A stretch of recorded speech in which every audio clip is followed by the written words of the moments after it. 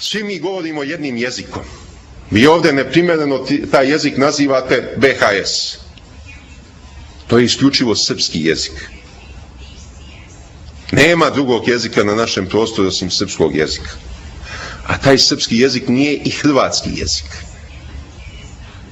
Hrvatski jezik je postojao. Postoje njegovi tragovi danas. Ali u lingvistici se on naziva čakavskim. A srpski jezik je štokavski. To je slovenska lingvistika. Svi mi koji smo štokavci smo Srbi. Po jeziku, po poreklu. Čakavci su Hrvati. Kajkavci su Slovenci. Na Balkan u 7. veku su došla samo dva jasno identifikovana slovenska naroda. Srbi i Hrvati. Trećeg nema. Naravno, tu su i Slovenci, ali to već nije Balkan. Slovenci su nekad bili u sastavu velike moravske države koja je postojala dok je Avari nisu rastruli, posle Mađari ušli u njeno srce, pa odvojili Slovence s jedne strane, Čehe i Slovake s druge strane. Na Balkan su došli samo Srbi i Hrvati.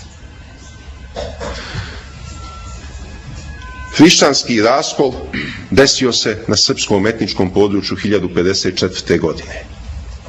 Do početka 13. veka 2/3 Srba su pripadale zapadnoj katoličkoj crkvi, a 1/3 istočnoj crkvi, vizantijskoj, odnosno carigradskoj patrijaršiji. A onda početkom 13. veka Srbi su formirali sopstvenu nacionalnu crkvu, Srpsku pravoslavnu crkvu. I ona je postala ravnopravna sa ostalim pravoslavnim crkvama. I tada većina Srba katolika također pristupa toj nacionalnoj crkvi. Osim Srba katolika u Primorju, na ostrvima i tako dalje, u širokom prostoru od severne Albanije do Omiša, na domak Splita. Na svim tim prostorima su živjeli Srbi katolici. Kad su Srbi pali u tursko ropstvo, pad je bio postepen. Kad smo poraženi u velikoj bitci na Kosovu polju 1389. Nije odmah okupirana Srbija.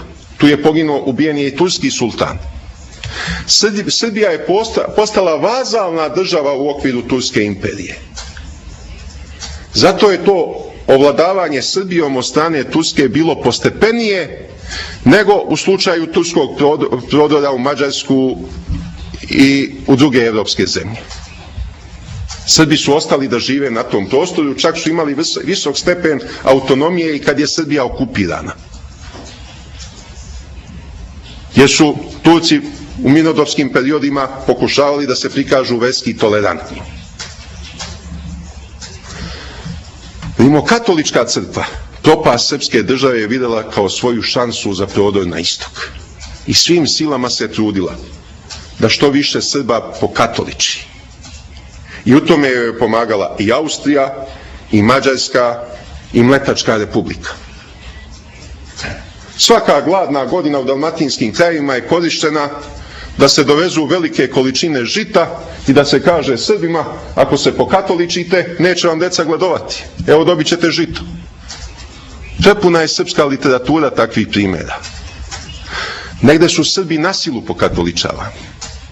Nije mogao Srbin postati oficir s visokim činom u austrijskoj vojsci ako ne pređe na katoličanstvo. Tako isto i u Mletačkoj. Tako je kroz vekove sistematski jedan deo Srba pokatoličavan. Na početku 19. veka nema ništa od hrvatskog naroda.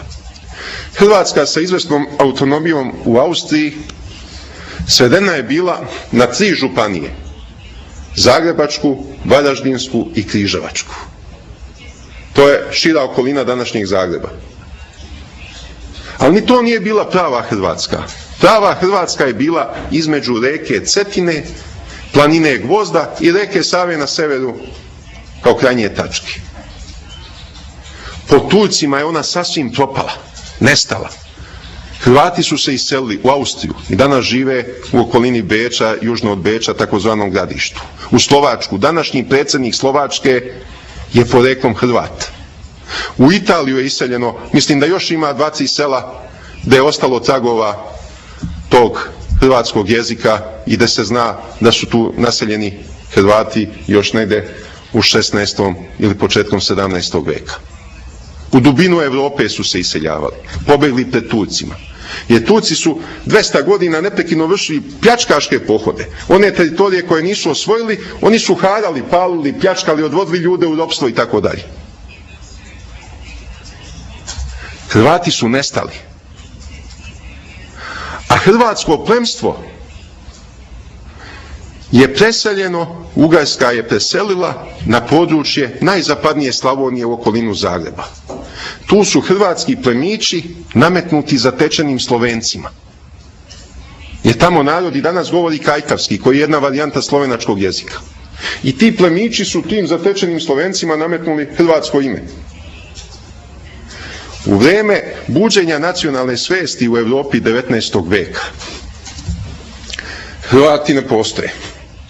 Tamo se ne javlja hrvatski pokret u prvoj polovini 19. veka, nego ilijski pokret, koji je predvodio Nemac Ljudevit Gaj. Uz pomoć Bečkog dvora on je hteo da što veći broj slovenskih, zapravo srpskih stanovnika okupi u jedan jedinstven nacionalni pokret, ali nije odgovaralo srpsko ime zbog obnovljene nezavisne srpske kneževine, pa je izvukao iz daleke prošlosti ilijsko ime, iako mi Sloveni nemamo dodirnih tačaka sa Ilirima. Iliri su narod koji je nestao daleko pre nove ere, daleko pre Hrista. Taj termin je veštački ubačen i nije uspeo da zaživi u narodu.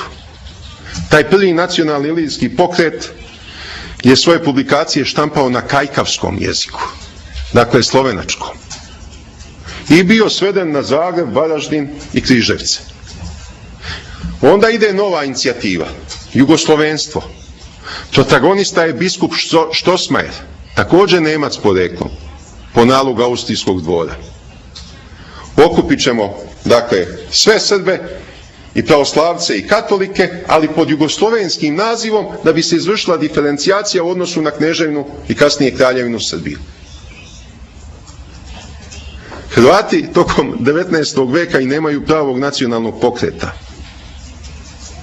Tek pred kraj 19. veka počinje se intenzivnije raditi na hrvatizaciji pod rukovodstvom rimokatoličkih sveštenika, da bi taj proces utemeljio prvi Hrvatski katolički kongres u Zagrebu održan 1900. godine, koji je proglasio da su svi koji govore srpskim jezikom, a katoličke vere, Hrvati po nacionalnosti. Odnosno, na balkanskom prostoru svi katolici da su Hrvati. Tada počinje veštačka hrvatizacija i stvaranje jednog velikog problema.